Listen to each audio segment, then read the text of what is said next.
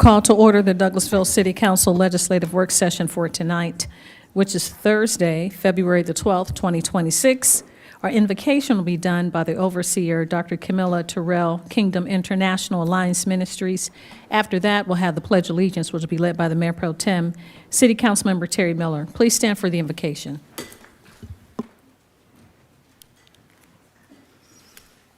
Good afternoon. Thank you all so much for this opportunity. Heavenly Father, we come before you with humility and gratitude for the city of Douglasville. We thank you for this land. We thank you for its history. We thank you for its family. We thank you for the leaders and for every citizen who calls this city home. Lord, we invite your wisdom into this place. Let righteousness guide every decision. Let integrity sit at the head of every table. Let justice flow through every department. Let every courtroom, every school, and every neighborhood. Father, we pray for unity over diversion. We pray for clarity over confusion. We pray for peace over unrest. Strengthen our mayor, city council, public servants, first responders, business owners, educators, and community leaders. Give them courage to lead with compassion and conviction. Cover Douglasville with your protection. Prosper the work of our hands, Lord. Heal what is broken. Restore what has been delayed, Father. Let this city be known not only for growth and development, but for character, collaboration, and community. May our decisions today reflect wisdom for tomorrow. It's in your holy and righteous name I pray. Amen.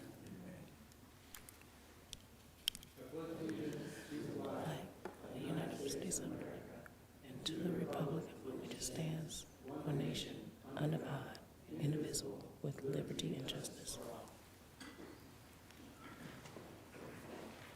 Thank you, Mayor Pro Tem, for the Pledge of Allegiance, and thank you, Dr. Terrell, for that beautiful and poignant invocation. I'd like to welcome you to the Douglasville City Council. My name is Rochelle Robinson. I'm Mayor of the City of Douglasville. I will give the instructions on how the meeting will run this evening, and then we'll get into the meeting. Welcome to our refreshed conference center.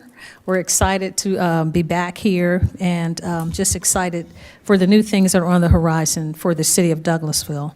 This is a work session where agenda items will be discussed and presented this evening, and no official action will be taken on these items until next Tuesday. I think Monday is President's Day. And do we have council on Monday? Oh, we come to work on Monday? Okay, we come to work on President's Day, Monday at 6 p.m. If the business you're here for is not listed as an agenda item, there will be ample time under the agenda item comments from citizens and delegates for you to discuss your business. I'll go over a few protocol items, and then we'll get into the meat of the meeting. I ask that you please keep your comments and presentations on a professional level, dealing with the facts that are important for this governing body to make our decisions. We will not accept comments that are considered by the chair to be of a personal attack on any individual or group of individuals. If you receive a warning from the chair, you will, and you deviate from this requirement, a second deviation will result in us asking you to leave the chambers this evening. Only one person speaking at a time. When you're at the podium, please do not applaud, turn around, talk to the audience, carry on a conversation, or be disruptive. Direct all of your comments and concerns to myself or the chairperson that's on the council. I'll remind you that we're only required to accept public comments during the public required hearings. And if you will give comments after that our zoning matters, we ask that you would not do that during the time of comments from citizens and delegates, but that you would do that at the time of the public hearing. Please address all of your comments to the chair. If the information is repetitive or information presented earlier in the meeting or any other meetings, we ask that you would not repeat yourself. Our policy requires that printed information be used for review to be submitted in advance to the city clerk and to be included to the council member's work packet. And during the comments from citizens and delegates, we will not address zoning issues or items that were discussed during the public hearing. The time to address those comments will be during the citizens' time to speak at the public hearing, but not during comments from citizens and delegates, violations or these commitments, or if you make a decision to speak at that time, Georgia state zoning procedures can overturn the comments that are given outside of the public hearings. I'll go over how each agenda item will be handled, and then we'll get into the meat of the meeting. If you have a cell phone or electronic device, please put those in silent mode. And this is how the agenda item will be handled. The committee chairperson will read his or her item, then that person or agent representing the person or applicant will come forward, give your name and address for the record, and myself and council members will possibly ask clarifying questions. After that, the committee chairperson will ask for comments if it's a public hearing for 20 minutes for those that are in favor of the item and 20 minutes for those that are in opposition. Each person has 5 minutes to speak. Before you come and speak, there are speaker cards. I think it's a form outside. We ask that you would fill that form out. When you come to the podium, you give it to our Assistant City Clerk, Ms. Candace James. Come to the podium, and then you can have 5 minutes to talk to us. Prior to coming to the podium, of course, state your name and address for the record, and each person has one opportunity to speak. This is not a question and answer or debate format. We're not going to go back and forth. If we have some information that staff needs to provide for you, we'll make certain that that happens at that time. That's a whole lot of information. Hopefully, we're all on the same page. There are agenda items that are printed outside if you like to have a paper copy. If not, then you can follow us on the screen. Now we will go, each item is handled by committee. So we'll go through the committee items, and we are at item 5, Economic Development Committee. That's chaired by Mayor Pro Tem City Councilmember Terry Miller. Thank you, Madam Mayor. We have no business under the Economic Development Committee at this time. Thank you, Mr. Mayor Pro Tem. Finance Committee, chaired by Councilmember Chris Watts. Thank you, Madam Mayor. You're welcome. We have one item tonight under Finance. Yes, sir. Authorize the mayor to sign an agreement with Ward Humphrey, Inc., for the Douglasville Police Department Shop Expansion Project, RFP 2025-009, in the amount of $1,321,300 to be funded through SPLOSH 2022, and Ms. Alicia Mann will handle this tonight. Okay. Good evening. Alicia Mann, Senior Program Administrator, six, what is it? Is it 66? I'll just do 669. What's the 665 new Church address? Street. That is, I apologize. City Hall. Temporary City Yes. Hall. What you have before you is the agreement with Ward Humphreys for the Police Department Maintenance Shop expansion. This RFP, the scope for this RFP was to expand our police department's maintenance shop by adding an 1,800 square foot for work bays, as well as a 1,700 square foot of open vehicle storage. The new work bays will be equipped with a vehicle lift, as well as a motor room, shelving, and cabinets that are needed to support the maintenance operations for the police department. Site improvements include the existing transformer will have to be moved back from the addition for the building, replacing curb and gutter as necessary, as well as applying seal coating for striping for the existing parking lot. Just to give you a little bit of background, so currently the police department does have a vehicle wash as well as a parts room and one vehicle bay. So the maintenance building is located in the back of your police department. This addition will give them an additional work bay that'll also include that vehicle lift as well as a motor room and open storage. In your attachments, you'll see kind of the layout of the addition for the maintenance shop. For the procurement timeline, it was advertised in October of 2025. We did conduct a mandatory pre-bid meeting for any of the vendors that wanted to bid on the RFP. Proposals were due at the beginning of December.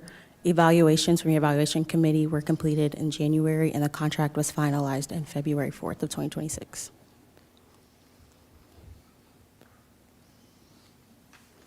We did receive 5 bids for this RFP. From your evaluation committee, the highest vendor that was selected was for Ward Humphreys, Inc. The price for this addition will be $1,321,300.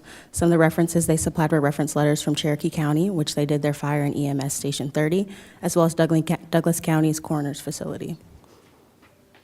And I can answer any additional questions you have. Thank you, Ms. Mann. I'd like Deputy Chief, if you have any comments about this item.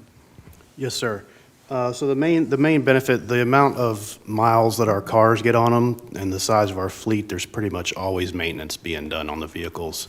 So with just one bay with a lift, if our mechanic has to do some major work on a car and disassemble part of it on the lift and then wait for parts, he can't work on any other cars to do the routine maintenance, oil changes and stuff like that. So it's really going to be a time saver and let us get our cars back on the road sooner. Okay, thank you. Comments from council, Madam Mayor?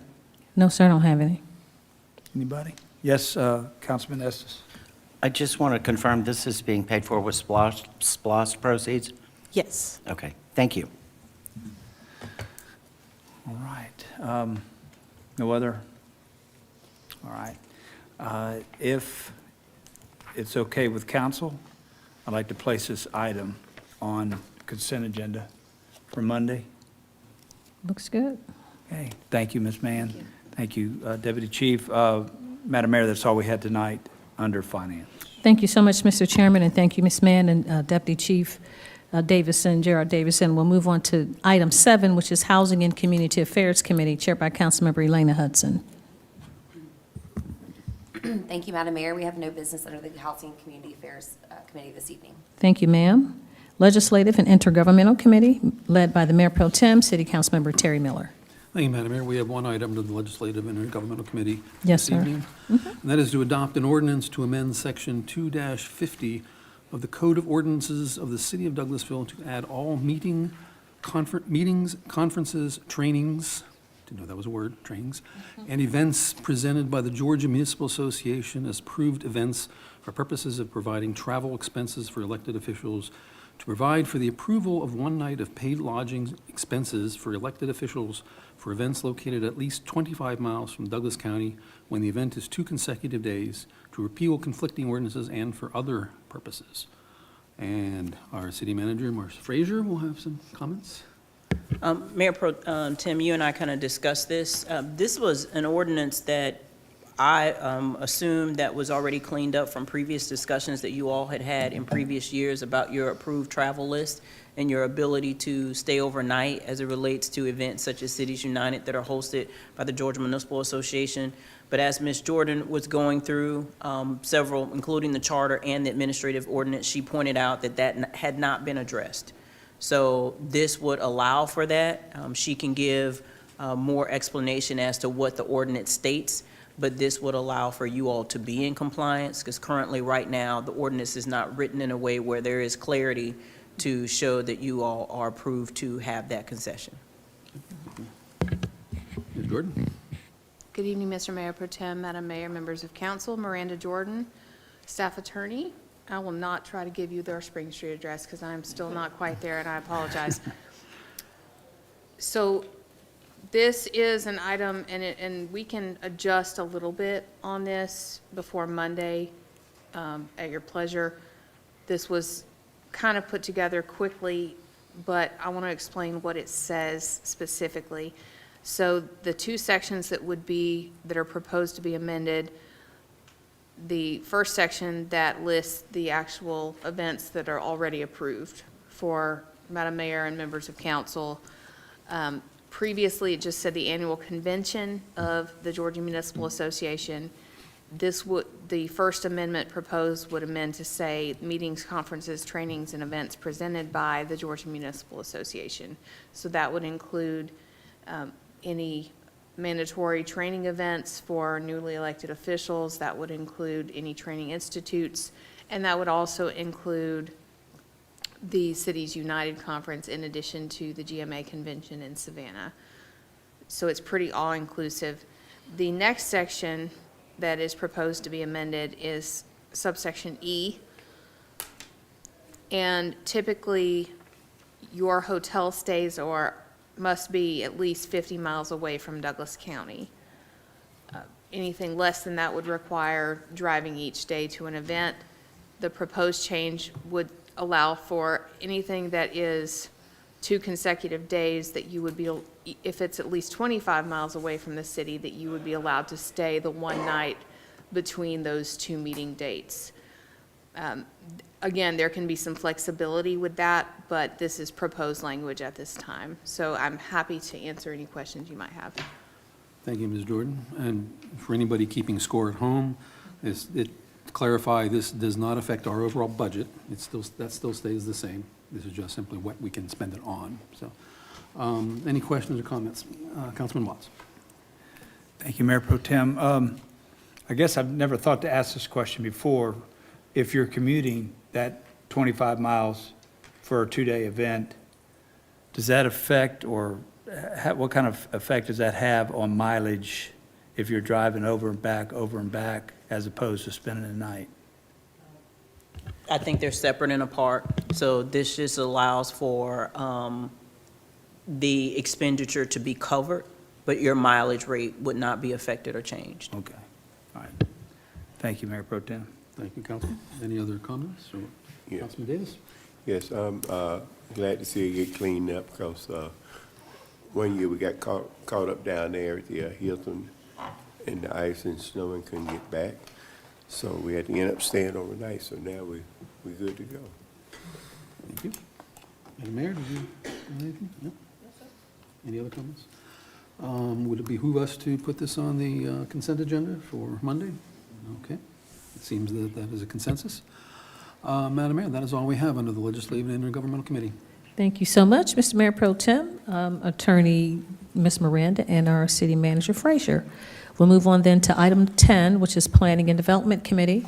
That's chaired by Councilmember Nicole Miller. Thank you, Madam Mayor. You're welcome. Okay, we do have. Oh, I missed somebody. That's okay, I because apo- there's no apologize. business for the Personnel and Organization this Committee, evening. So Howard go right Estes. on to number 10. I was anticipating the business. Thank you, Councilman Estes. I apologize for the oversight. So we don't have any business under Personnel and Organization Committee by Councilmember Howard Estes, and we'll go back to Councilmember Miller for Planning and Development Committee. Thank you, Madam Mayor. You're welcome. Yep, we do have a couple of items this evening. Yes, Before I ma'am. get started,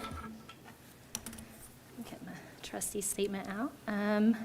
I would like to call the Planning and Development Committee to order. This evening, some of our items on our agenda will require a public hearing. Before we begin those items, I'd like to briefly review the procedures we will follow to ensure an orderly and fair process. These hearings are conducted in accordance with the Georgia Zoning Procedures Act. As elected officials, it is our responsibility to ensure that all applicants are reviewed fairly, impartially, and in accordance with the city's zoning ordinances and adopted land use policies. For each zoning item requiring a public hearing, we will begin with a presentation from city staff outlining the request and any relevant findings. The applicant will then have an opportunity to speak. Following those presentations, Mayor and Council may ask questions of both staff and the applicant. After that, we will open the floor for public comment. If you would like to speak in favor of or opposition to the application, please complete a comment card before approaching the podium. Comment cards are located near the entrance of the room and should be submitted to the city clerk before your turn to speak. Please include your name, address, the item you wish to address, and, if possible, any specific questions you would like staff to follow up on. All comments should be made respectfully and directed to the chair. When you speak, please begin by stating your name and your address for the record. If you ask a question, please understand that we will not respond immediately during the public comment portion. Instead, staff will attempt to address all questions at once before the close of the public comment, provided that information is readily available. Each speaker will be allowed to speak up to 5 minutes. We will allocate a total of 20 minutes for comments in support and 20 minutes for comments that oppose. This is not a debate. Interruptions, outbursts, or other disruptions will not be permitted. There is a general public comment period at the end of the meeting tonight, but the City Council cannot hear additional public comments during the general public comment portion for a specific zoning item where the public hearing has already taken place for that zoning item. The mayor will cut off any public comment that refers back to a specific zoning item. As a reminder, The mayor has requested that there be no applause or other demonstrations during the meeting. Please ensure that all electronic devices are silenced, and anyone who disrupts the proceedings will be asked to leave. And with that, we can proceed to our zoning items. Our first item is item number 26-045. Says to hold a public hearing and consider a request for a change in zoning from R2 Single Family Residential Detached to Public Semi-Public for 0.17 acres located at 6695 Brown Street in Land Lot 739, District 1, Section 3, Parcel ID 0002, application by the City of Douglasville. Ms. Chelsea Tubbs. Good evening, Mayor and Council. Chelsea Tubbs, Planning and Zoning Administrator, 6758 Spring Street. This is a housekeeping item to allow for zoning consistency for a parcel acquired on Brown Street as part of the Jesse Davis Park improvements. The proposed parcel is currently zoned R2, which is Single Family Residential Detached District, and staff is requesting to change the zoning designation to PSP, Public Semi-Public, to continue to serve Jesse Davis Park area. The zoning change is also being requested in connection with a combination plat that will be heard on tonight's agenda as well. Thank you. And I can answer any questions. Yeah, thank you for clarifying that, because our first three items are all tied to Jesse Davis, so we've got the two rezoning so that we can be in accordance with the public semi-public for the park use, and then, of course, combining those parcels. Madam Mayor, Council, do you guys have questions or comments of this item? I don't. No? Okay. I know that we do have to have that public hearing, so at this time, if there's anyone here who would like to speak on this item. And if we don't have anyone, we'll go ahead and close that public hearing portion. I know we cannot place that on the consent agenda, but we will take it up on Monday. Our next item is item number 26-046. Says to hold a public hearing and consider a request for a change in zoning from R2 Single Family Residential Detached to PSP Public Semi-Public District for 1.04 acres located on Malone Street in Jesse Davis Park in Land Lot 737, District 1, Section 3, Parcel ID 0001, application by the City of Douglasville. Ms. Tubbs. Thank you. This is also a housekeeping item to allow for zoning consistency, except this is a second parcel on Malone Street. Also for the Jesse Davis Park area, we are also requesting that this parcel is rezoned from R2 to PSP to allow for additional zoning consistency to serve Jesse Davis Park. Thank you, Ms. Tubbs. So once we've completed this process, all parcels of Jesse Davis will all be zoned the public, semi-public, correct? Correct. Okay. Yes, ma'am. Thank you. Madam Mayor, Council, do any of you have questions concerning this item? Okay. At this time, if we have anyone here who would like to speak on this item, now is your chance. And if we don't have any takers, we'll go ahead and close the public hearing and take that item up on Monday. Thank you. Item number 26-013 says consider request for final plat approval to combine parcels 0008, 0009, 0001, 0004, 0001, 000200. No, that last one is 3002, 0039, and the abandoned right-of-ways inside Jesse Davis Park for a combined area of 29.25 acres at 7775 Jesse Davis Park Drive in land lots 736, 737, 738, 730-98, District 1, Section 3, application by the City of Douglasville. Mr. Marcus Thompson. Marcus Thompson, City Engineer, 8485 Courthouse Square. Good evening, Madam Mayor, City Council. The item before you this evening is pretty straightforward. We're basically just combining all those parcels to have one tax parcel ID. Also, the abandonment of Jesse Davis Park Drive will help us regulate the park a little bit better. Not sure if you guys recall, but we recently fenced that perimeter of the park, so it'll officially allow us to close the park off. So, Thank you for that. are there any questions or concerns?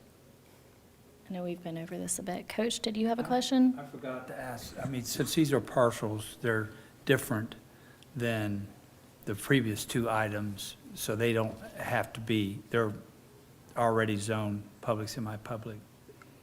I think it's a combination. If you look at the map, there's multiple. So some of these could be R2 and some of these could be PSP already. So are we going to have to go back and, No, because they'll all flow in conjunction together, I just. because all the items will pass on Monday. Coach, the two parcels that we just discussed in A and B are included in this final plat. So I think everything has already been rezoned. Okay. Yeah, I didn't ask that before. So Thank you. when we do it on Monday, like, everything will happen in the same meeting. So the two parcels that need to be rezoned will become PSP, and in the same meeting, we'll also combine all of the parcels to create one. Does that make sense? Anyone else? Okay. Okay. Anybody else, questions, thoughts? No? Okay. Are you guys okay with placing this on the consent agenda? Okay, place it.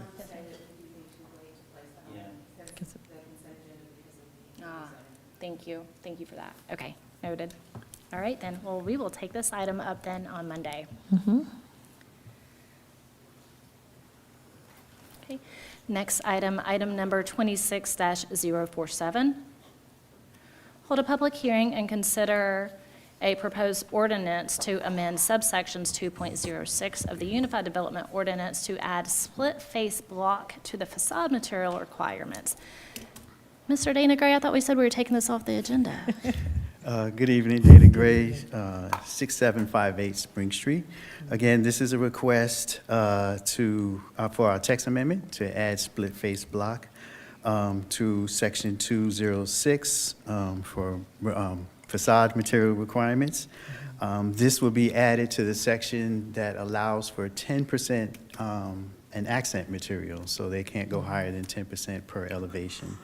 So this will give designers and architects an opportunity to stretch their design abilities with a new material. This material does go with stone and brick, so it is a nice accent material, so that concludes. Thank you for that, Mr. Gray. So question, what happens now if we approve this ordinance change and someone comes along and wants to use more than that 10%? Part of our review process, we make sure, well, actually, we ask them to put it on the plan, the percentage that they're using per elevation, and we'll review that during our development plan review and Okay. also the building permit review. Okay. So that would ensure that So they're that would be with staff, and you guys would surely give them a hard time. correct. Okay, Coach? I don't know, we've talked about this item before, and it just every time we talk about it, split-face rock, I just want to cover my house up with split-face rock. There's just something about that appeals to me.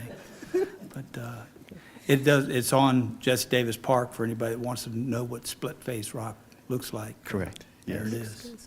So, thank you. Thank you, Coach. I don't know if my subdivision HOA will allow 100% split face, I'm not sure. Funny. Okay, any other questions, thoughts, concerns about the split face block? No? Okay, well, friends, this is a public hearing, so if we have anyone here this evening who would like to speak on the item of changing this ordinance to allow no greater than 10% of split face block, now is your chance. And if we don't have any takers, we will take this item up on Monday. Okay. Item number 26-048 says, hold a public hearing and consider a request for a special land use permit for a personal care home for property zoned R2, single-family residential detached, for 0.66 acres, located at 7019 Morningside Court in Land Lot 192, District 2, Section 5, Parcel ID 0041. Application by Progress Senior Care Living. Mr. Gray. Okay, again, this is a request for a special land use permit for a personal care home. They are located at 7019 Morningside Court. The applicant is proposing to accommodate 6 residents. The ages will range between 45 and 65 years old, and the applicant is present. Okay. Before we call the applicant up here, Madam Mayor, Council, do you guys have questions of Mr. Gray? Not Mr. Gray, we'll wait until Okay. presentation. Okay, perfect. If the applicant would like to come down. And please give us your name and address for the record before you get started. Good evening, everyone. evening. Thank you for giving me the opportunity to speak with you all today. My name is Emmanuel Ejapong, and I reside at 7019 Morningside. I'm here today to request for approval for the special use land permit to operate personal home care. This is a small residential, non-medical personal home care designed to support seniors who actually need assistance in their daily living. Daily living and which do not require to go to like medical facility. So this pretty much is designed to provide like home-like environment to our seniors. So the services include like meal prep, medical management, mobility assistance, and also to pretty much comply with the county and the state's regulation. Also, I just want to be clear that this is not a medical facility. This is a personal care home.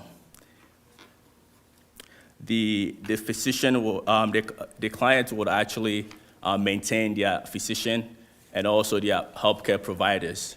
So meaning the doctors and the nurses will come to the house based on, like they will come to the house and on appointment basis, like how they would in their private homes. There will be no drop off or pickups in the business or in the business location.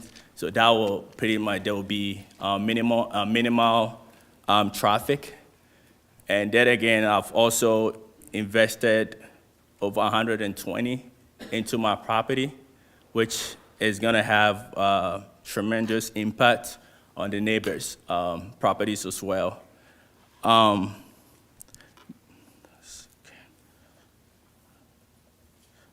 So upon approving this will allow me to contribute positively to the community whilst operating responsibly and transparency. I am fully committed to comply with all the county and the state requirements to be open to any reasonable condition the city council feels are appropriate to ensure this use remain low impact and well managed. Thank you. Thank you. I know I've got a couple of questions for you Sure. to start with. First, you said that this is a senior care facility, That is correct. but the ages are from 45 to 65. So this is pretty much tailored to senior. That's the goal, but I think during the application, I ended up putting 45, but this is for seniors. So it's not going to be aged to 45 to 65? It's gonna be like 65 and older. Okay, thank you for clarifying that point for me. And I know you also mentioned that you reside at this property, so That you is live correct. there. Yes, I do. Is it just you? It's just me. Well, I'm a single dad of 3, so I have 3 other kids that live there. Okay, and you said up to 6 residents would be there? That is correct. And help me then, because according to tax records, it's a 4-bedroom home. So I do have a basement that has about 5 bedrooms. That's Two- already been completed. I'm sorry. So you've already finished an Yes, additional? it's been inherited, yeah. Okay. So then the residents would live They'll all live in the on basement. the bottom level? Yes. Okay. That helps with those first couple of questions. Madam Mayor, Council, do you guys have questions of the applicant? Madam Mayor? I do, thank you, Madam Chair. Pronounce your last name for me, please. Ejapong. Ejapong. Yes. That's a Ghanaian name. It's close, huh? Oh, thank you so much for coming in and presenting. For your driveway, so you're saying that it looks like you only have one driveway. You have one driveway? I do. Okay, and it's 6 residents plus yourself, and so Meals on Wheels coming to feed the seniors, doctors, nurse. So is it going to be a lot of traffic on the street? Is it going to negatively impact like the community, or can you hold or sustain all of those cars coming in and out? That is correct, because it's gonna be that's why I stated that there's not gonna be pickups, client pickups, or drop-offs. So the doctors, You gonna feed them? I am the one that is gonna be taking care of them, Oh, okay. 100%. So they're gonna live there as their primary resident. So I'm gonna be taking care of their day-to-day activities. Yes, and I'm gonna have like a nurse on site as well. Yeah. So do you have your license for this type of business? So after this process, I'll have to go through the state as well too. So you need to be approved before you get your Yes, license? that is correct. Okay. And the Planning Commission denied the application for the special land use permit. I have to see why they did that. But thank you, that's all I have right now. Thank Okay. you. Thank you, Thank Madam you. Chairman. Thank you. I have one more question right quick before I move along. So you said you will also have a nurse that will be there? Yes. Okay, so then you're not the one that's medically trained? So, okay. So I'm the owner, but I'm gonna be, I've taken trainings. So I have a background, I'm a system engineer, but I've also taken trainings pertaining to personal home care. But I can't do that all by myself, so I'm gonna pretty much need a nurse to work with. Okay. And then will the rooms be like double occupancy? Yes, it's gonna Okay. be, yes, that's correct. Okay. I might have more questions than that. I don't know. Sure. Mayor Pro Tem? Thank you, Madam Chair. Did I hear you correctly? You said the resident bedrooms will be in the basement? That is correct. Do you have an elevator in this building? No, it's just, I do not have, but I have those, I'm just gonna build like a pathway to the basement on the site, because I have a huge property, huge land behind the building. So you're saying you have enough topography that it drops down Yes. back? Yes. Okay, because I noticed that on your site plan, you have a set of steps leading up to the front door. Do you have offices? Are you gonna have an office on the first level? I have office, yes, I do. So how do the residents, if they need to get to the office, get to the office? No, so I do have 2 offices. So since I work from home, so I have office, my personal office upstairs, then I have another office, because I have 5 bedroom downstairs, kitchen, 2 bath, and storage. I have everything down there. So down there, I'm only gonna use three rooms downstairs. So I'm gonna have extra rooms where I can pretty much use one as an office and the one to keep, I have a storage, and also like if necessary or whoever comes in wants a place to sit or use it for any other activities. I'm looking at you've provided a floor plan. Yes. I'm noticing that almost none of the doors look like they're ADA compliant. You don't have hallways. You have this hallway is 3'6", so you can do the hallway, but the door does not have adequate turning space to allow a person in a wheelchair to open the door on the ingress side. The stairs are not ADA. Is your bathroom, you're not showing any grab bars in your restrooms. You're not providing, well, there's one shower there. That the restrooms are not ADA. I'm a little concerned about this violating Americans with Disabilities Act. So I did provide, I'm not sure, I did provide a floor plan which entails all the bathroom and house. Yeah, I see, I'm looking at the floor plan right now. But it's not an ADA bathroom. Okay. because I know like after this process, there's gonna be another process where like the fire department and the other, where they're gonna come in to inspect to make sure that I have the right equipment. Well, you're going to have to do some rearranging because you don't have a lot of space to work with right there. So, Madam Chair, that's all I have at the moment. Thank you, Mayor Pro Tem. Councilman Caldwell, I think you had something? Yes, ma'am. So I received an email regarding this, and the community cited some concerns, stating that they don't allow parking, there isn't parking on the street, and that the personal care home will contribute to the already heavy traffic flow that they have in the community. Apparently, it's a 11-home community. They also said that this has been addressed before, and just, I guess, other community members cite just concerns. And so the person who sent the email says that, of course, it's not anything against seniors because they have a senior person. But for someone who cares for a senior, as mentioned, I'm looking at this floor plan, understanding that even for the senior that I care for, there are certain things that have to be in place as relates to the grab bars and different things like that.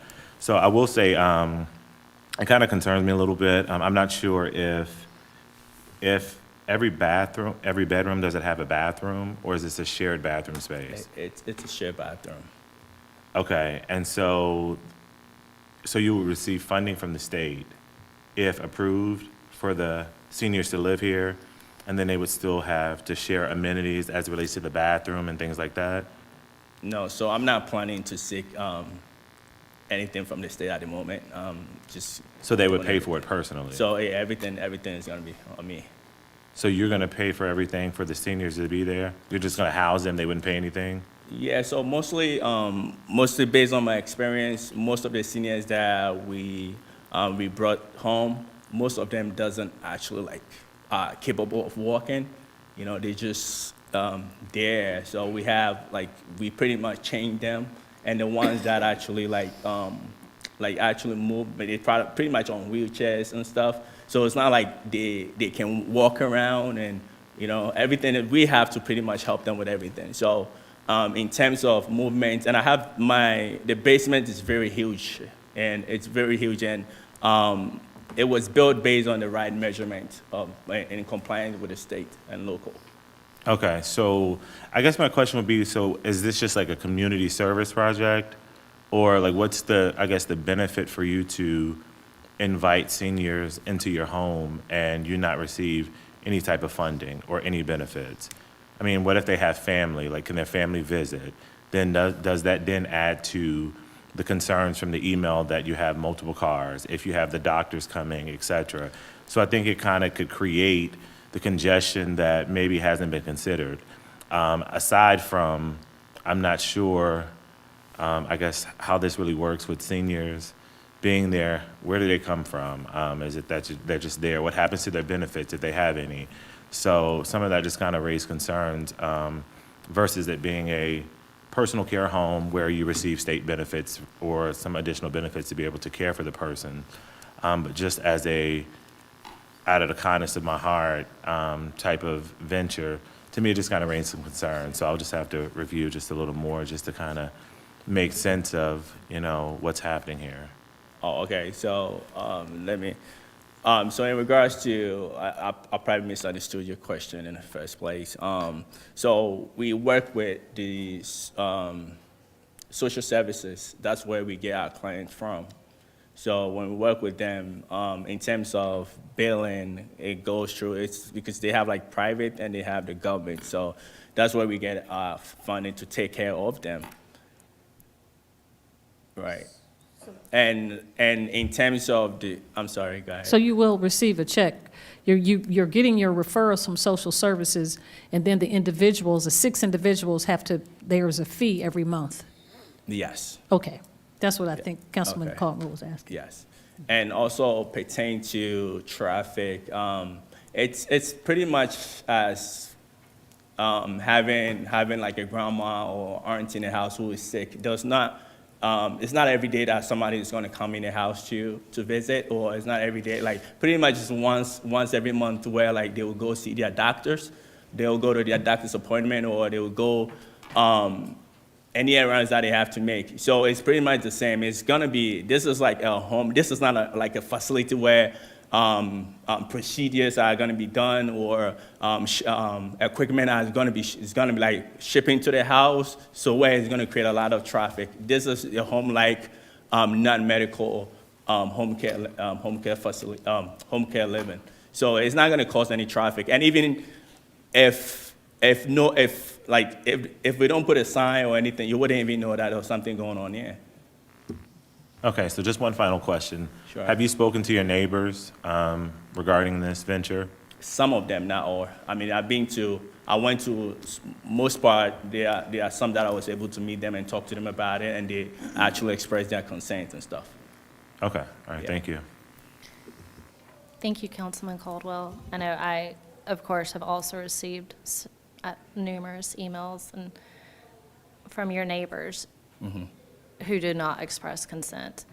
And I know, for whatever it's worth, my grandparents who live just around the corner here on Rose Avenue, I'm sure I'm in and out of their house multiple times a week, as is my aunt and even my child. I'm sure that, any given day when we pull up, you have, like, I go over there, and then some days if my husband's out doing something, he pulls up, and next thing I know, we're all having dinner over there.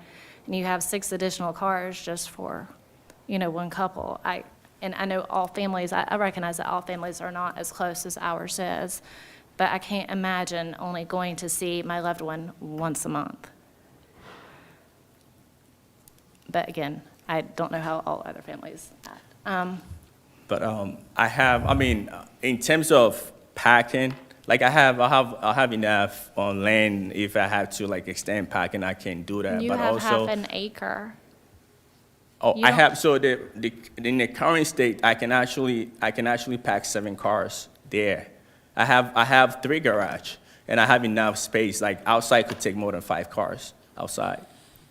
Okay, and so I take it that your children are not driving yet. No, I have But- I have a 10-year-old, a 9-year-old, So and that's a around the 6-year-old. corner, and then that pops in more cars. And then if they have friends coming over, many of you know where I live, because when you pull up in my driveway, there's my child's car and, I don't know, multiple additional vehicles, because with one child becomes multiple children on any given day. Okay.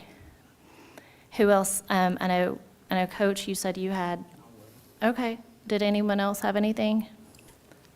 Coach, I think you are it. Okay, thank you again for your presentation. I don't know if anybody in the room can answer this question, but do we have a number of these type personal care homes in the city or the county right now? Approximately, I mean, is it? We'll probably have to get that number for you on Monday, because we'll have to look in the business license system. Okay. So this would be your first type home or business like this? That is Okay. correct. And you're saying that medical management and meal prep, That is correct. and if anybody has a doctor visit, do y'all provide that transportation, or do they have to get their own transportation? So the doctor will come, will Doctor visit. makes a Yeah, house they'll call. visit, by appointment. Okay. How do the folks that you would house, and I know you don't have them yet, but social services recommends them, but what qualifies them for a personal care home? And the insurance, I'm sure, is part of this, where their insurance maybe covers part of the cost. Does someone have to be wheelchair-bound, bedridden? What are the qualifications that you're aware of? So it's pretty much, a senior who can not pretty much help themselves, feed themselves, bath or move around. So normally they pretty much in the hospital, and maybe they have family members that are busy with work and they can't really provide care for them. So that's where the social worker come in, and they will find a place for them. So when they call us, what we'll do is we'll go to the client and do an assessment with a nurse. We do an assessment to see if we can host them. Right. So if there was someone, you're not necessarily going to take everybody that's recommended because you may not Right. be well-suited Right, for that. right. And I'm assuming the social services being involved, that these folks would be recommended maybe because, I'm asking, is your place going to be cheaper than a rehab center or a memory care center, some of the places that, and that's another question, will any of your patients potentially be memory care type patients, which requires a whole lot more? No, because I do not have that experience to Okay. bring somebody in who has that issue. And you described the nurse. What would the nurse's hours be? Because she's not going to be 24/7 all week long. So there's going to be times when it's just you and your 6 folks. Yes. It depends. So normally when you open this kind of business, it's hardly to fill this. I mean, the limit is 6. Sometimes it's really hard to fill this, fill it up to 6. Sometimes you might have like 2, 3 for like 6 months, a year. So it's hard to fill it out. But let's say if we get it filled out, because the more people we get, the more we can bring specialists to come in to help out. So you're not necessarily, your capacity is 6, but Yes, it might not be 6, it might be 2, it might be 3. But the requirements say 6, but it might not be even 6. It might be 1 or 2 or 3. And oversight on a business like this, where does that come from? Does it come from the state? Certainly it's not local, but does City anybody manager. know? Who would be checking on you guys to make It's sure the you're states, doing what because I have to, the state is going to be sending somebody to my house to do audits, monthly or weekly based on their policies and procedures. And it sounds like I'll end with this. It sounds like there's several things yet to be done Right, from prior- your standpoint. And if Mayor Pro Tem is correct, his reading of the layout, like for instance, the bathrooms, if they have to be updated ADA compliant with hand bars and things like that. Right. So you would not be able, even if you got approval from the city for the SLUP, you would still you've got some things to accomplish before you're able. To operate. Okay. All right, that's all I have at this time. Thank you. So to that, I know there was a lot of work that needs to be done at the resident, but because I have to go through this process to know that, because I don't want to spend a lot of money fixing that and I don't get it approved and I've wasted a lot of money. So if I go through this process and everything works out, then I can actually, fix those things and go to the next step where I have to go through the states, I have to do fingerprint, they have to send somebody to come to the house to inspect to see that if the house was well equipped for the business before I can actually operate. Okay, I lied. I have one last question. A SLUP like this, how often does that have to be renewed if he were granted a SLUP? At your discretion. Okay, so theoretically, a SLUP could be approved for a limited period of time to see if everything is handled and done the way it's supposed to be. Yes, sir. Okay, thank you. That's all I had, Madam Okay. Chair. Thank you, Coach. Were there any other questions? Okay, well, at this time, it is a public hearing, so if we have anyone here who would like to speak on this item, first, let's open it up if you would like to speak for this item, so we'll get that out of the way. Sir, if you would like to take a seat for just a moment, and then that way we'll give these folks a chance. And now, if we have anyone who would like to speak in opposition of this item, if you'll please come down to the podium, give us your name and address for the record.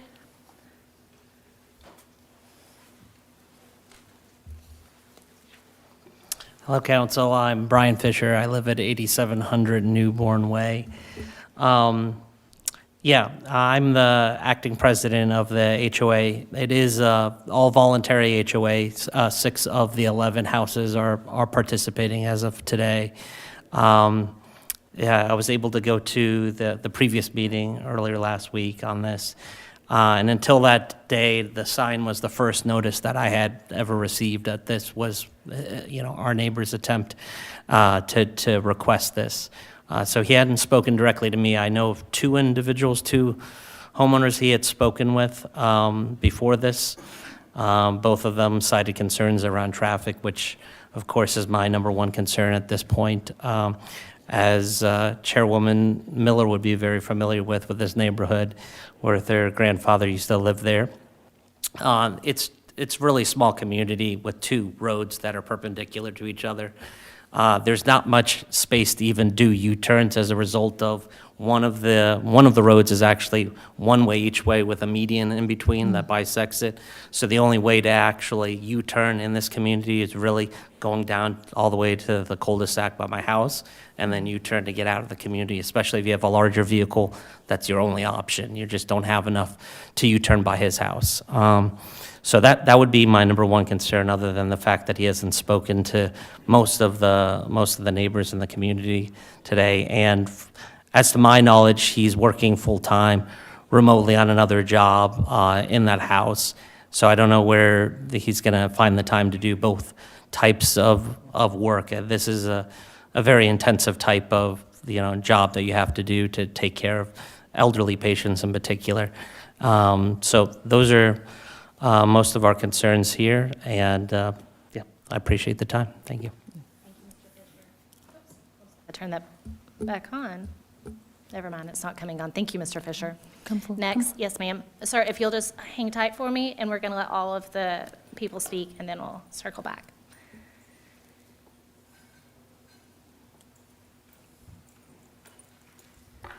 Good evening. My name is Kimberly Bailey, and I live in the Midtown subdivision, and I live at 7020 Morningside Court, directly next door to the applicant.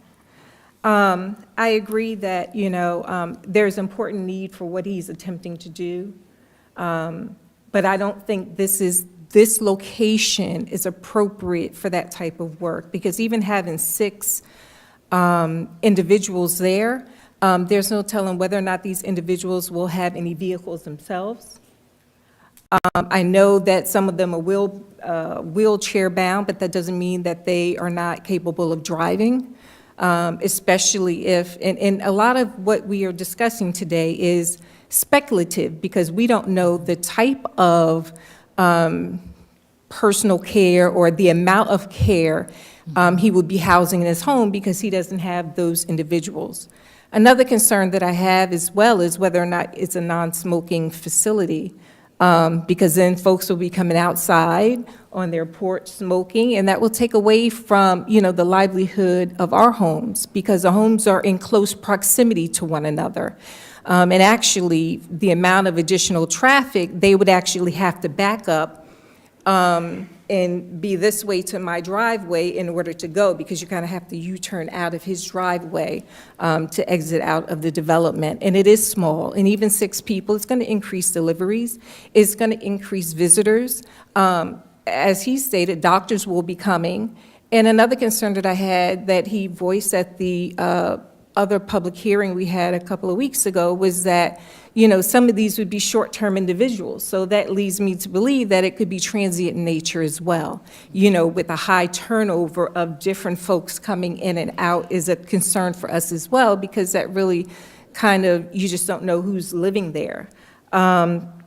And so, and I just say that, just having that facility there just changes the character of the home. And if there are even people with cognitive abilities or whatever, there's 3 in-ground swimming pools located directly next to them. And while we have fences, we're talking about adults. So if these individuals are not wheelchair bound, which I suspect that they won't all be, because I don't know how you can have all of those in a basement area like that, 6 wheelchairs trying to maneuver around in that space. But those are just concerns of ours, along with property values and whether or not people will be out, more people will be outside because you have more visitors and they may want some privacy and want to spend more time outside, increasing the noise level. And like I said, the houses are in close proximity, to one another as well. And so for those reasons, I just kind of, opposed to, the permit, but I do, thank him for what he's trying to do, but this is just not the appropriate location for that. And whether or not there will even be more than one nurse there, if he has 6 individuals on a given day, that adds to it. And it's tandem parking, so it's not like, he has enough for all of these vehicles. It's kind of tandem parking, and most people are not going to want to tandem park to get stuck in. They're going to try to park on the street. And that's just, and so I just have to respectfully oppose to this being next door. Thank you, Ms. Bailey.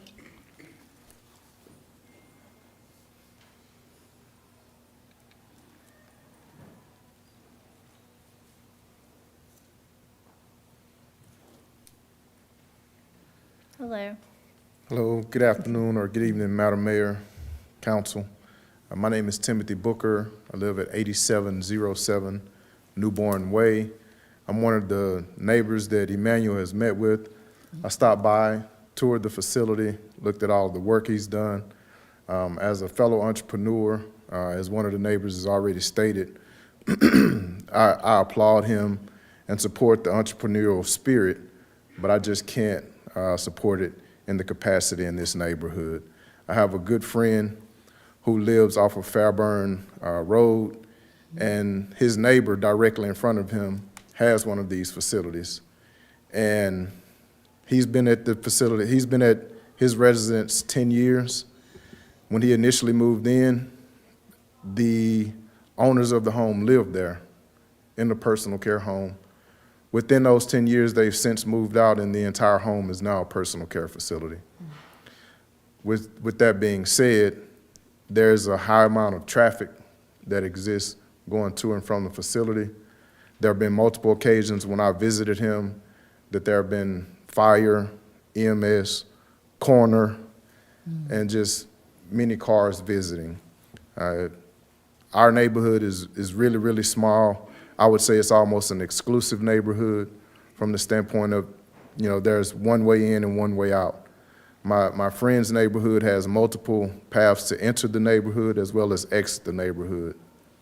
So with that being said, again, I applaud his effort. I think it's a much needed service with the aging of the graying of our community. But just in the location that our neighborhood is, I don't think that it's the right place and right space. Thank you. Thank you, Mr. Booker. Did we have anyone else who wanted to speak on this item?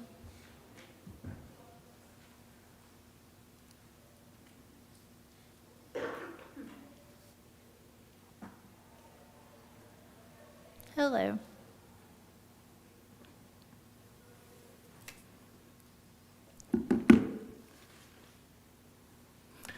Good evening, Mayor. Good evening, City Council. Emmanuel is my brother. I understand that. You have to give us your name and address. Oh, thank you. Hello. My name is Dolly. I live in Douglasville here. I live in 6094 Locklear Way. Okay. Emmanuel is my brother. I've been supporting him through this process. What he's trying to do is something that we all should think about, like something that is going to help the community. We have a lot of seniors who are looking for places to stay. I have a personal care home. Some of my patients I get from the state, they have not even paid me. I'm not even getting paid, but sometimes caring for these people is a reward, not only towards the city, but also something that we should all encourage people to do. He's just trying to support the city. He's trying to support the community. He's trying to support the county. Please, let's look at it this way. That house that you're talking about, I assisted him to buy it. That house has no HOA. And I would like you guys to review about it. I would like you guys to make inquiries about it. When we were buying, there was no HOA. So if they say that, there's a HOA, I don't know when did they start it. So I don't know why they're talking about that. And they're talking about also parking. I understand. all these people, I don't know even say majority, 100% of these people does not drive. If they are capable of driving, they will stay in their home. If they are capable of driving, people, their family members would like to take them. They can't drive, they need support. A place where they will find their fellow people, to be socialized, to be also feel comfortable, to feel welcome at. And I think this is what we should look at. About parking, there will not be no parking issue. None of these residents drive. Their family members, yes, they can visit them. Some of their family members, even some of them will be out of state. Some of the state clients, no visitor. It's only the state people that will come and visit them once a while. And all this process that we're going through after this is not the end of it. He needs to go through the state process to get approval. So with all those, the house, the bedrooms, the bathroom, all the side things that grab bars and everything, the state will make sure it's in comply before they give the licenses to. So please, let's consider this and let's look into this way in a way to help our community grow. Thank you. Thank you. Okay. Did we have anyone else who wanted to speak on this item? Okay. Well, in that case, let's go ahead and close this section of the public hearing. I'm seeing hands waving over here to my right. Coach, can I go ahead and start with you? If someone, I've already spoken, but I've got a couple more questions, but Well, it's someone. like when I'm trying to pull out of the driveway, I can't see anybody else. My bad. You're okay. I'm sorry. Anybody? Madam Mayor? Only thing I was going to say is I understand, we appreciate everyone being concerned and coming to express your opinion on this matter. And just to the brother of Brother Emmanuel, it doesn't really have to be a formalized HOA. It's just community, people who live in the neighborhood. And so everyone, when you, to the applicant, how long have you, come on up, how long have you been in the house? When did you buy the house? It's almost a year now, and nobody has said anything about it. Before we bought the house, it Yes, was sir. stated that there's no HOA. And I know I have kids, and also, so I'm really much, I'm very understandable where they're coming from. Mm-hmm. And this is something that will not have any impact to the community. Also, in terms of I spoke to a few people, and they think that bringing that would devalue their property. Mm-hmm. It's not, because I personally, I'm actually put more money into my building, to make sure that I'm maintaining it to the highest standard, because I know this area is developing, and the next 10 years, I can pretty much, my value, the value of the house is gonna go up. Then again, I know she talks about the swimming pool and everything. These these seniors are gonna be supervised 24/7. Mm-hmm. It's not, with those cameras around, we're not gonna let anybody walks out. There's always gonna be under supervision. Most of them can't even drive. They can't do anything. That's the main reason why they come to personal care. Most of them don't have family, so they become our family. We have he's operating something right now, and I'm always there. We talk to them every day. They don't have family, so we make them a family. We put smiles on their face, and I think we need that more. We need that more in our community.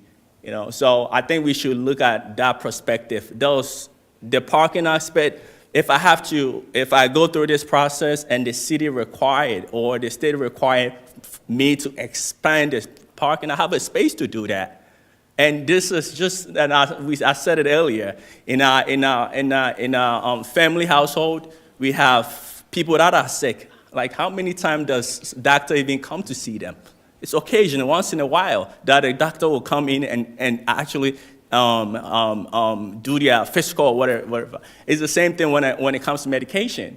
How many times, like when they get a prescription, that prescription can hold them to a month or two before they get another prescription. So there's no way it's going to create any traffic or any sort of, and I think my neighbors are looking at this as medical facility. This is not a medical facility where procedures are going to be done. No, this is a personal care home. And I think that's the main reason why the city allow it for this to be done in a residential area. So there's a process that goes on residential area, and the regulation that goes on both ways. I totally understand where they're coming from, and I believe and I trust them. It's not going to have any impact on the community. Thank you. Sir. You're welcome. Thank you. We appreciate your passion. I was just going to say, based on if you were to think about someone who's had their home, you're moving in for a year. If someone's been in their home 5 years, 10 years, when they moved in the community, it was one way, and that's how your home is currently zoned. So this would be a privilege and not a right to change it from what it currently is when you purchased the home. So when you purchased it, it was a single-family home, and that's why it has to be a special land use permit. So it isn't just because you wanted to change it to something, we have to consider everything.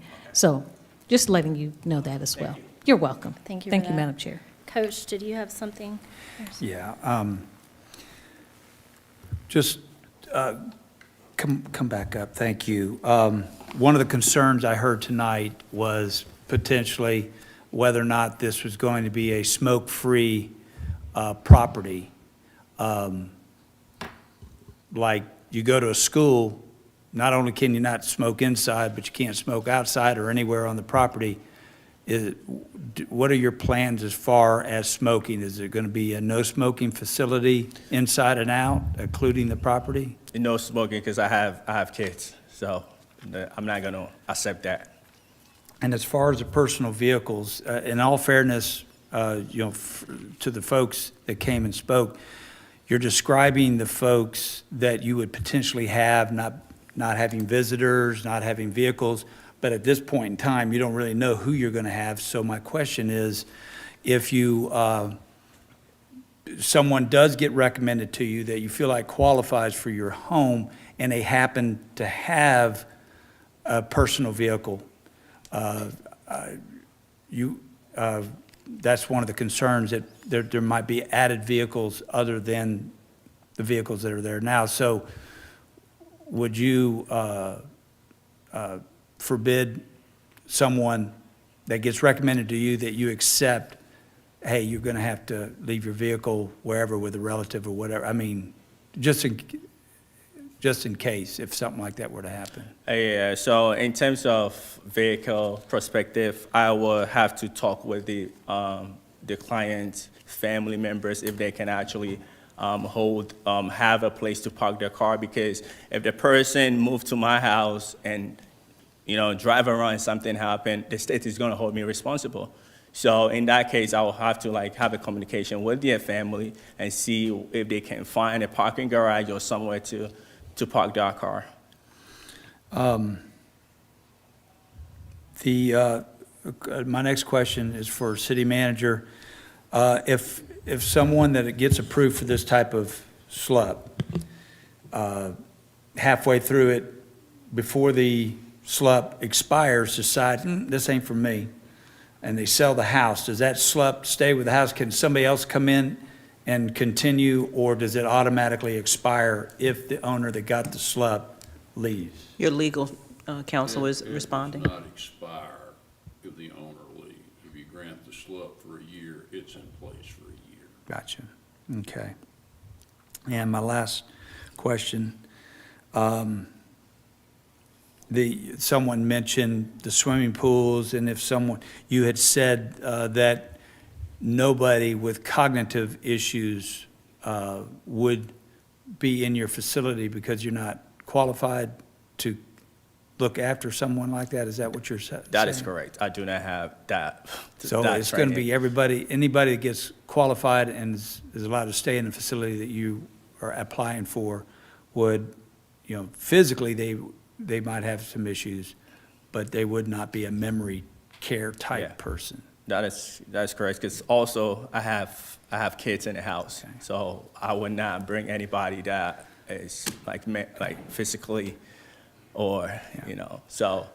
And normally before we bring anybody, we go through and perform an assessment to make sure is that person is is in the right state of mind to bring them in the house. I apologize to my fellow council members for all my questions, but the older I get, the closer I get to potentially something like this for me. And I heard several of the folks that weren't exactly excited about having this and were against it. They did acknowledge that this is a growing need in our community. I mean, every time I turn around, somebody wants to build a senior care facility in the city and the county. So, you know, I'm sympathetic to that. I just don't know exactly how these work out. That's why I'd like more information on any that are operating locally, if we can get it before Monday. But anyway, I can understand concerns because, you know, you moved into a house and all of a sudden a business is operating out of the house.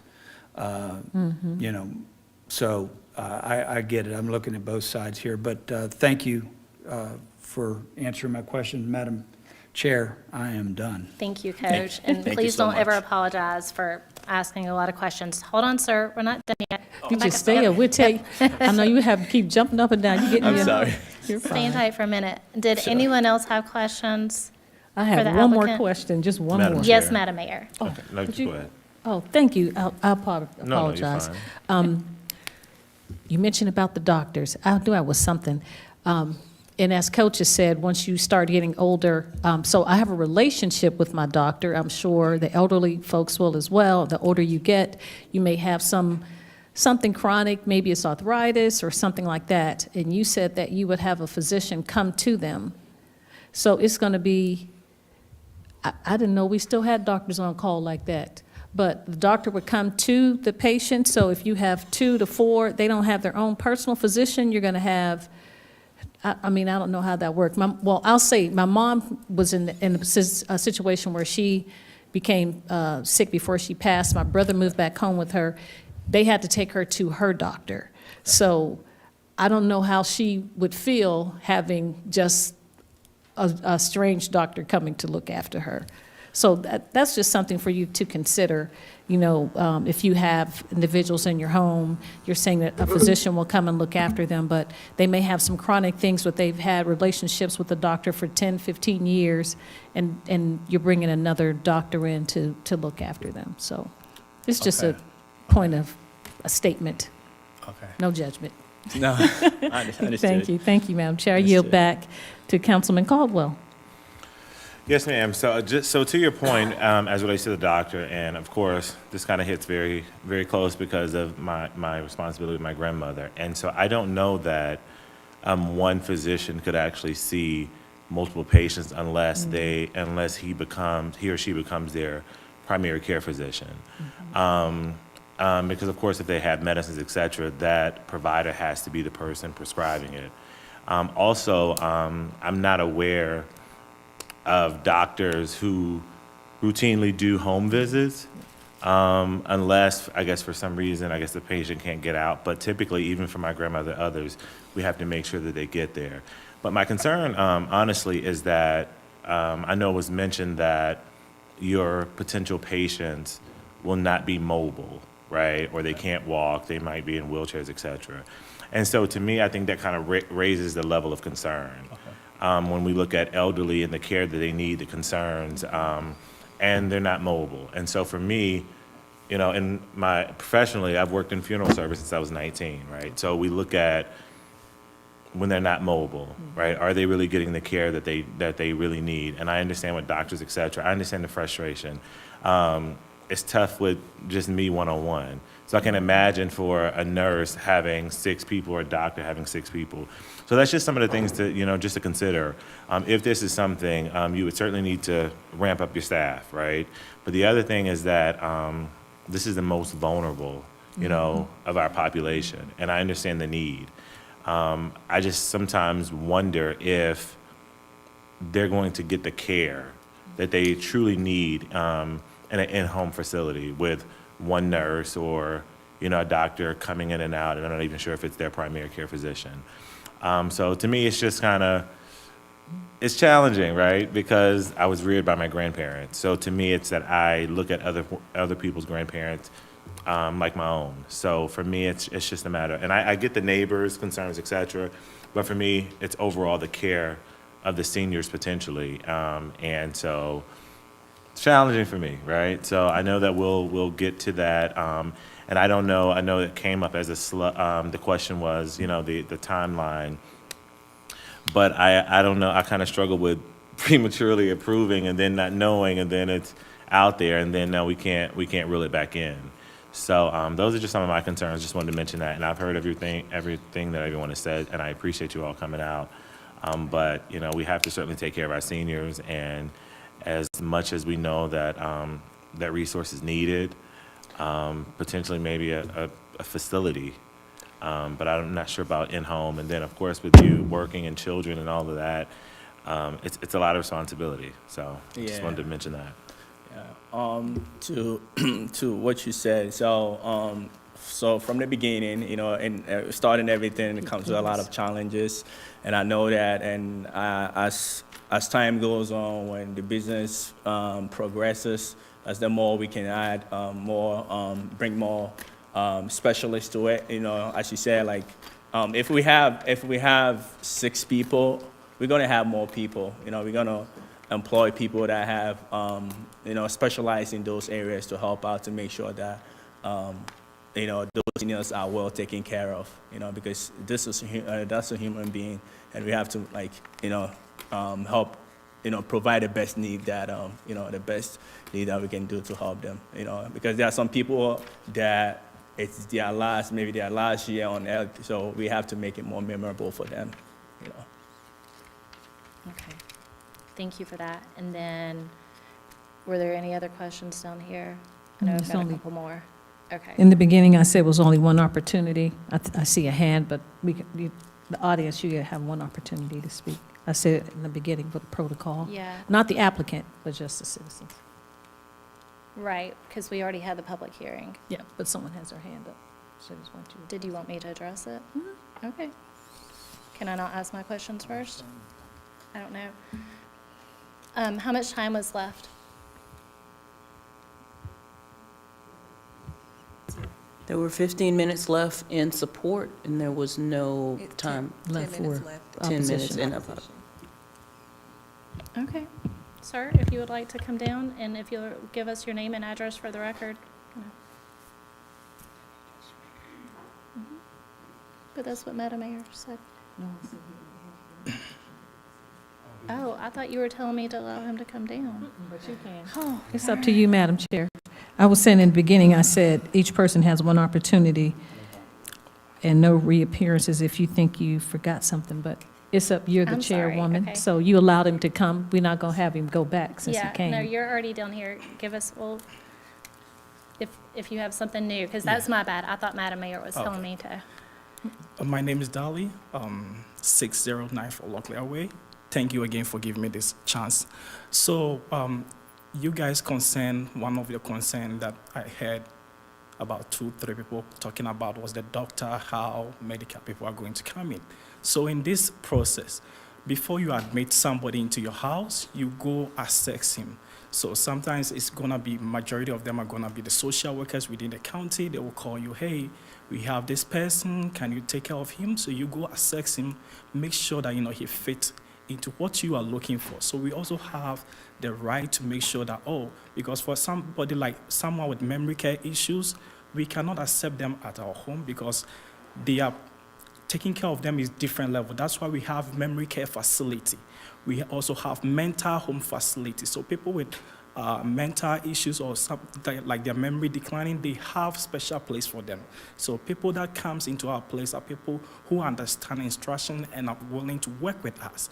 And also their doctors make sure that, they have mobile doctors that can come visit them regularly according to what they need. So with the doctors, there are a lot of mobile doctors that we work with, that their doctors make sure even before their doctors approve this process, their doctors have to approve. So before their doctors are approved, they want to make sure that, do we have a mobile doctor in this area that can go there to check on this person?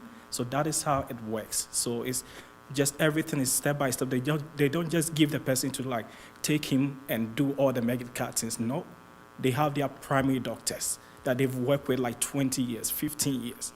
couple of years. So they'll also get involved in this process before they come home. That's what I wanted to add. Thank you. So are you going to be working with him? Yes, he will need my support. I'll be helping him as a brother. So will you be living there also? No, but He has his as I own said, personal care home. Okay, because I'm hearing a lot of wheeze. Okay, just wanted to clarify. Okay. I did actually have a couple of questions for the applicant, though. Thank you. So, you had mentioned that you're currently working in a full-time career. So if you make it to your finish line goal on this, do you plan on stepping away from your career Yes. to run this house Yes. full-time? Yes. I'm ready to serve. Okay. Yeah. And then, I guess just for your clarity, I wanted to help you with this a little bit. So I know this development was established early 2000s, like maybe 2002, 3, 4-ish. There was an HOA with covenants, there was. I know that some of those residents who have been there, they may have bought their homes with that covenants in order. And then at some point, it became voluntary and it was abandoned. And now they have been working together to bring it back. So right now it's voluntary, but they have at least, half of the residents that are saying, we want this. So that's where the HOA talk came from, because there was, like, even when Mr. Fisher bought his home, it's not been that long ago, I would say just a few years ago. I don't know, but we did have to get the covenants, and they were provided a copy of that. So it's not like something made up. It was very much still available. And my only other comments right now, because I think it's already been brought up about the doctors, but I guess I'll just say it again. I watch my grandparents, they have their doctors. You can't tell them they have to use a different doctor.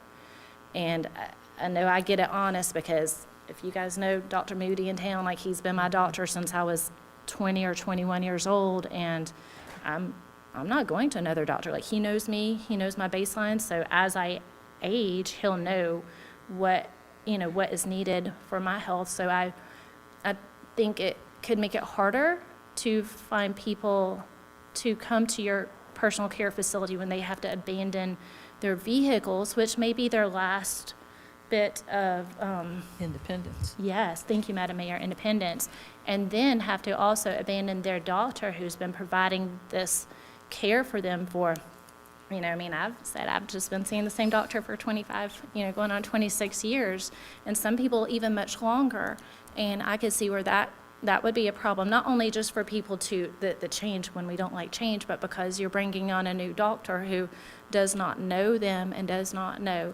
their level of needs. I know that there are some traveling doctors out there, because I've tried to get my grandparents to use them, but they will not, because they're not changing doctors. And I know Mayor Pro Tem brought up something about the ADA accessibility and how you would be able to get the patients into the home. Because when you're looking at your lot, and if you're looking at your home and the driveway and garages are to the left, the topo back behind that, the grade, it is very steep. So I don't see how you could possibly make that ADA accessible. And then you would not be able to go to the right, because you don't have enough land there to the right of your home, because the homes are so close together. And I could see where if you took your home and put it on, an acre and a half, it probably would not be a big deal. But when you have such a close-knit development, it makes it a lot harder.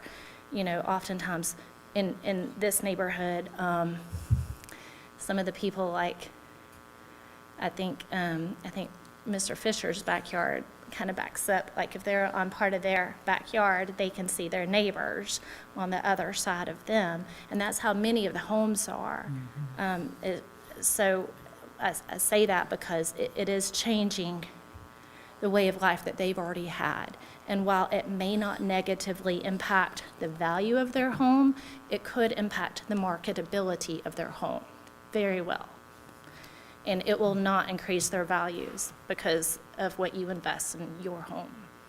Even though if I don't make any changes to the house, because I'm not changing anything to the house. So in regards to the outside of the basement, I'm planning to build a patio from as soon as you walked out, I'm gonna build a patio where like there's gonna be a door there. So even when they stepped out, they can't even go to. Are you talking about where the patio currently is? Yeah, no, because the other patio, that's upstairs.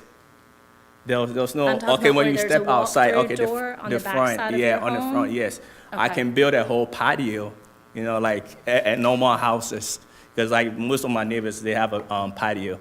So I can build a like, you know, a nice patio there. When they walk outside, they can just sit But down. how are you going to get the people to it, is what I'm saying? No. Because if you're coming from the driveway side where you actually have enough room to do it, there's a slope that goes down. Okay, so I actually brought in an architect, the person who designed, so I paid somebody $3,000 to design the architectural diagram that we have today because the city didn't have it, the city didn't have it, the county didn't have it. So the person who designed that architectural thing, I spoke to him about, just in case if I want to build that diagram to go around it. So we have to do topology. I didn't know that or something like that. They did a lot of things to test the soil to make sure that if they have to do is the land and everything is conducive for that. And they told me that it's doable, you know, and it's not gonna have any because the space between. They said I have enough land and the space to the edge, to the end of the I don't know how to do. The If you're looking demarcation, at- you know what I mean? If Like you're looking between, at your house, are you talking about going around to the right of so it? when you go through by the garage, right? You can there's a lot of room to go around, and even you can make a U-turn. You actually can have about probably over 5 cars at the back of the house.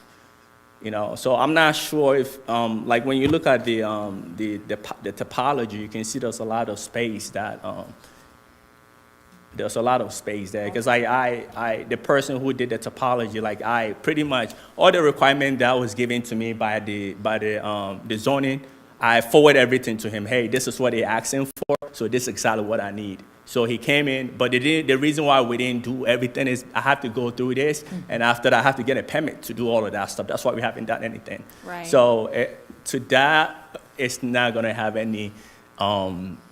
It's not the value of the house because I've seen houses that have pretty much have like a sidewalk there, and that it still have. It doesn't reduce the value. The value is still up there. So even if that's something that I'm going to add it to, I don't think it will drastically because I have added those 5 bedrooms down there, which is actually going to, you know, bring the.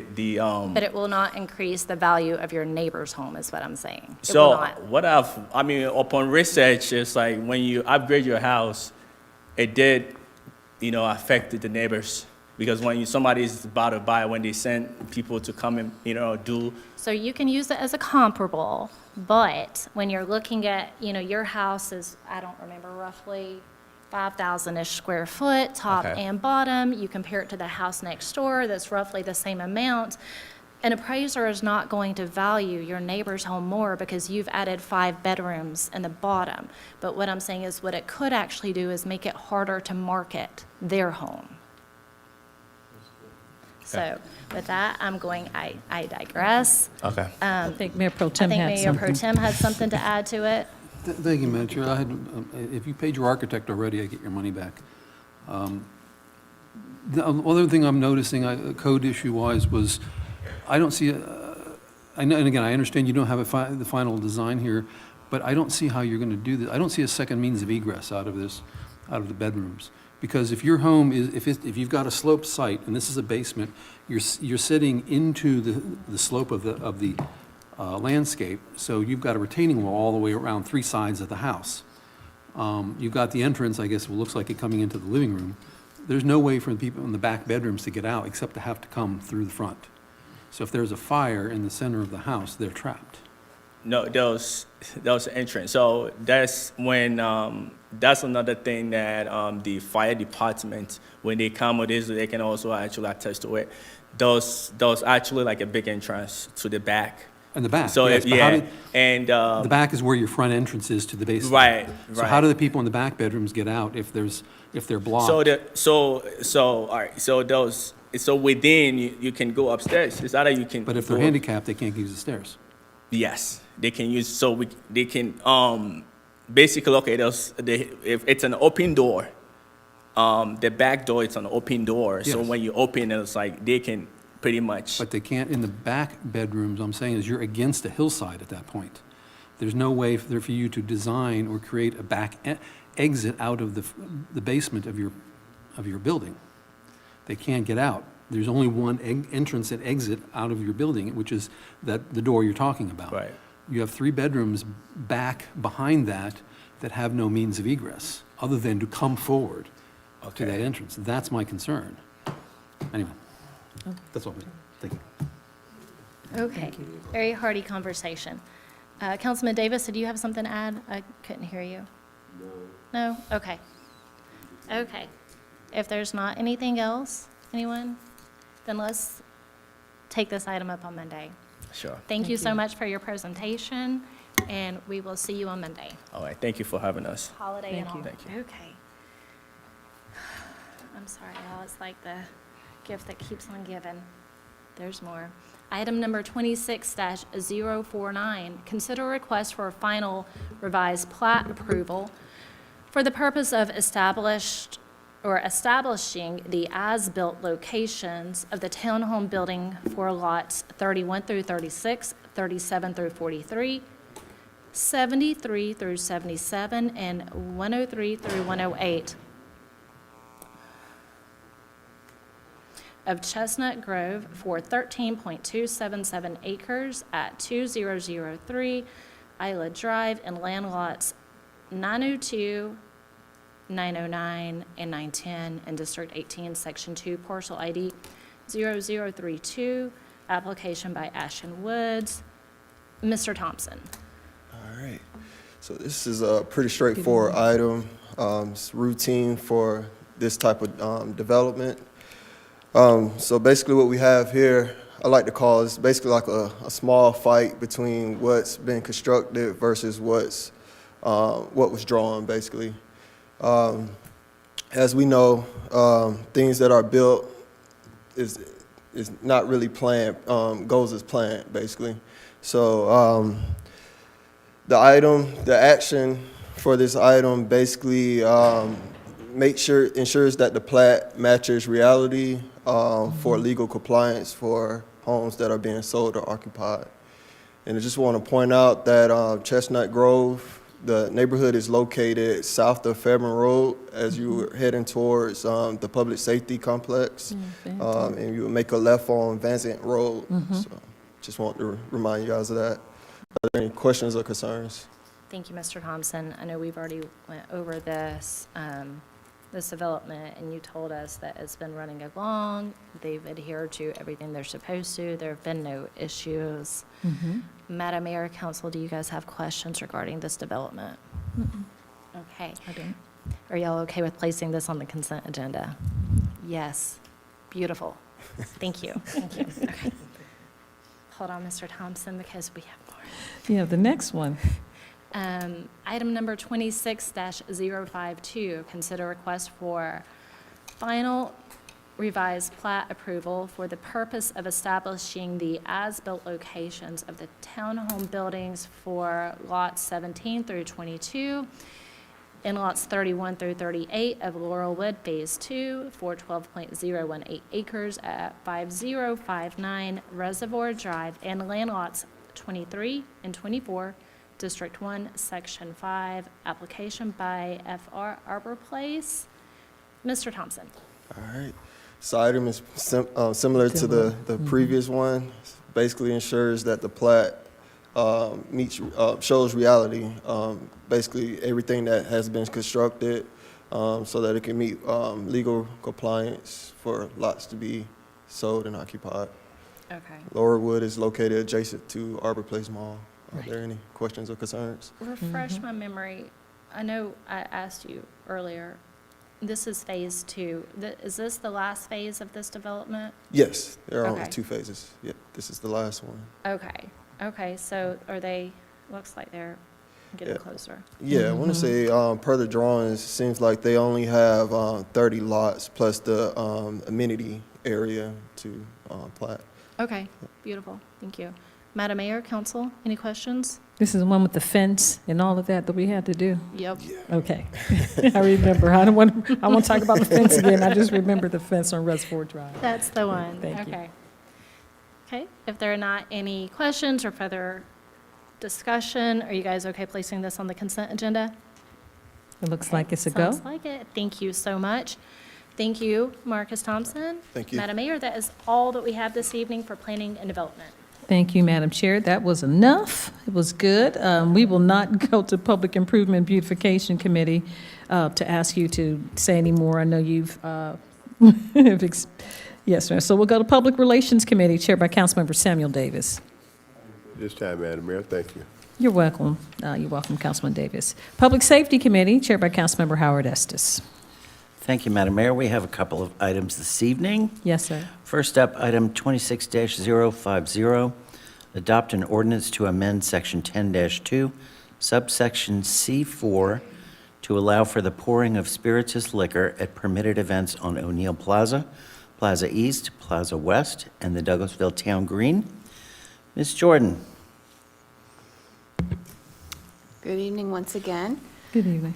So currently, the practice under our events at the Town Green has been to provide a number of different types of alcoholic beverages, including beer, wine, and spirituous liquor, in mixed drinks. And we found that our code actually left out spirituous liquor. If council would like the practice to continue at our Wednesday wind down and our Saturday special event concerts of being allowed to sell that, then this amendment needs to be approved in order to continue that practice. Well, I'm glad somebody caught that oversight. There are so many moving parts with in the past few years with our alcohol ordinance. Sure. That was something that was simply overlooked. But again, if you would like that practice to continue, we would like our ordinance to match that practice. Well, I think everybody can guess where I stand on this, and I certainly support it, but I will see if anybody up here has any questions. Madam Mayor. I do. Thank you so much, Councilman Estes. Thank you, Attorney Miranda. Is this not covered with the entertainment district? It is. It was just specifically listed as beer and wine. Okay. Without actually mentioning spirituous liquor being allowed to be poured at those special events. Okay. And the other thing is O'Neill Plaza, since we're going to be doing the renovations at City Hall, it just needs to be, state this in the ordinance, but is there going to be any time where it's going to be prohibited for anything to be happening there, so with construction going on in the next 18 months? From a practical standpoint, it could be possible at times, but it's not going to be closed. Okay. Okay. Oh, because they were talking about the postage stamp, so they're able to do the, bringing the building down and all that without any impeding anything else. Okay. Thanks so much. Thank you, Mr. Chairman. Thank you, Madam Mayor. Anyone else? All right, I know. Oh, yes. Councilman Watts. Sam. Uh-oh. You heard him. Uh-oh, I heard you. The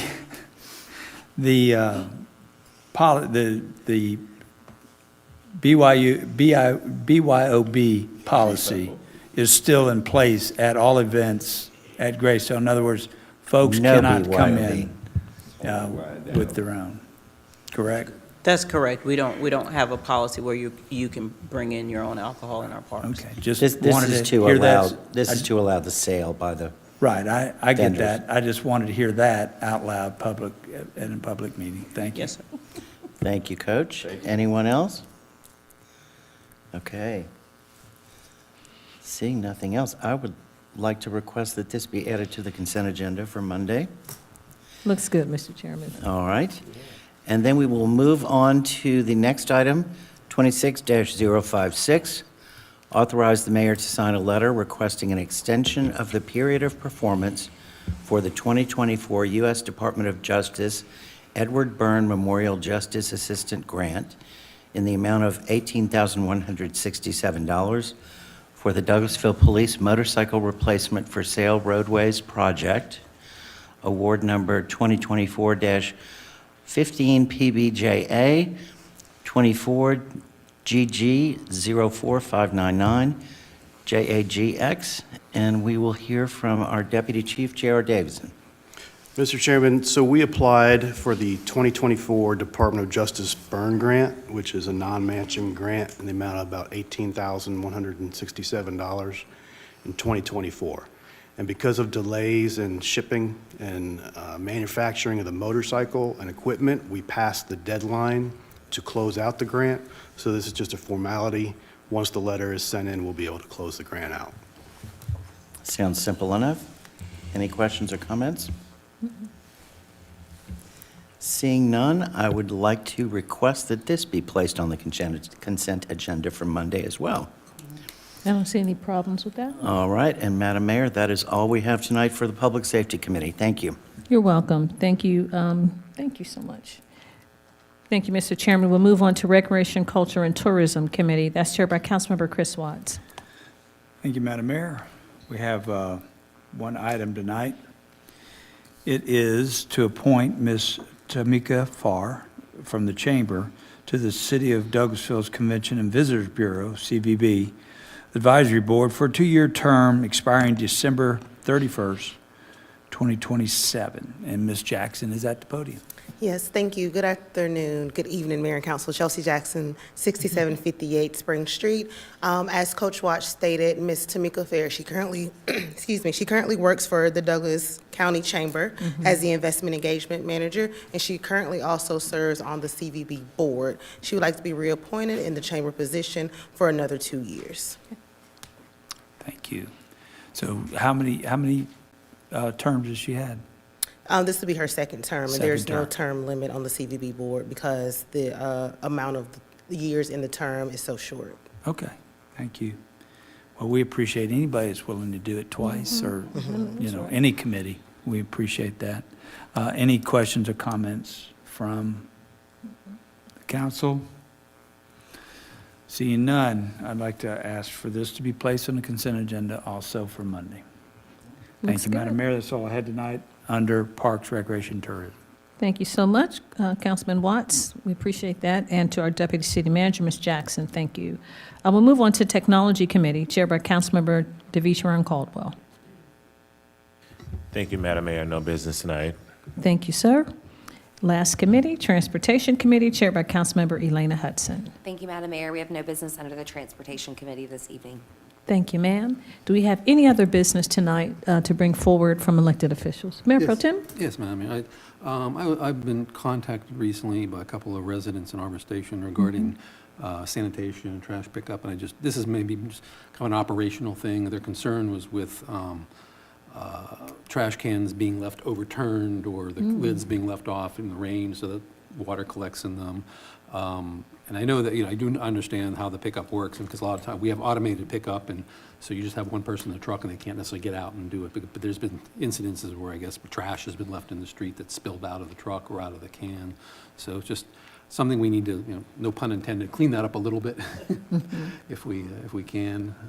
There was also some concern expressed about one of the things, I think we need to go back and look at our sanitation ordinance, because I think there's some language in there that's a little dated. One of the requirements is if you have extra garbage, you can put it into a bag and you put a sticker, the seal on it that you purchase from the city for a couple of dollars, which I don't even know that we still have those. Yeah, those stickers we used to have. Yeah, but that language apparently this may still be in the ordinance.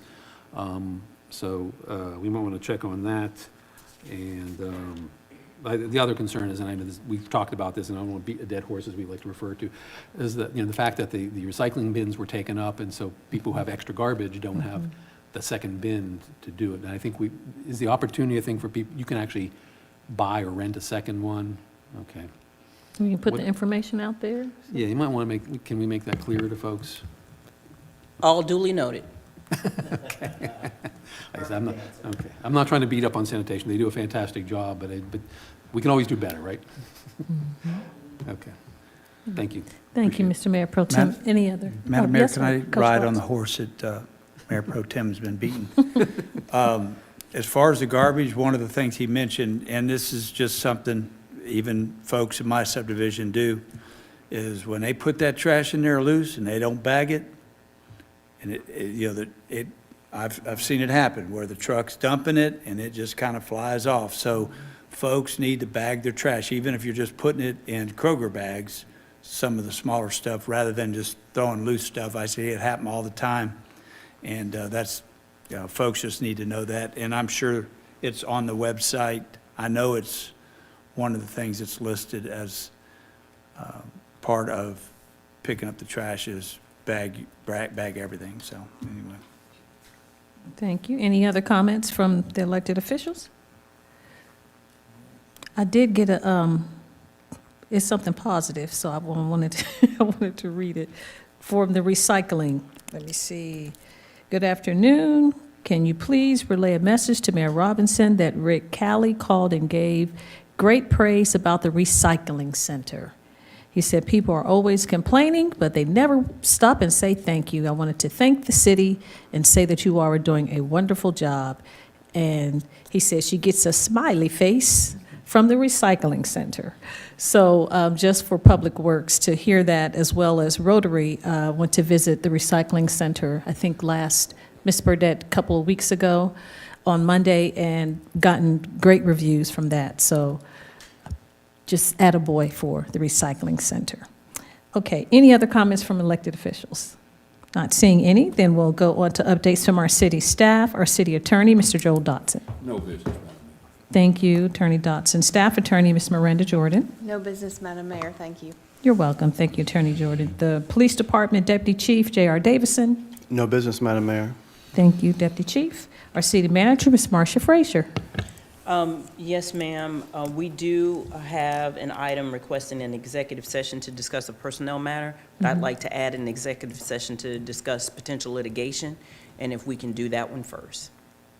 Okay. Thank you so much, City Manager. We do have our Fire Chief, Dr. Allen is here. Do you have anything from the Fire Department? Thank you so much, Dr. Allen. That's our Fire Chief. Comments from citizens and delegates. If you sustain the meeting and you'd like to speak to us, please come forward, give us your name and address for the record, and you have 5 minutes to talk to us about any business germane to the city of Douglasville. No takers, Councilman Davis can say. All right, well, if you don't have any other comments, I will open the floor for a motion to adjourn into executive session to discuss a litigation and personnel matter. So moved. Thank you, Councilman Estes. I have a motion. May I have a second, please? Second.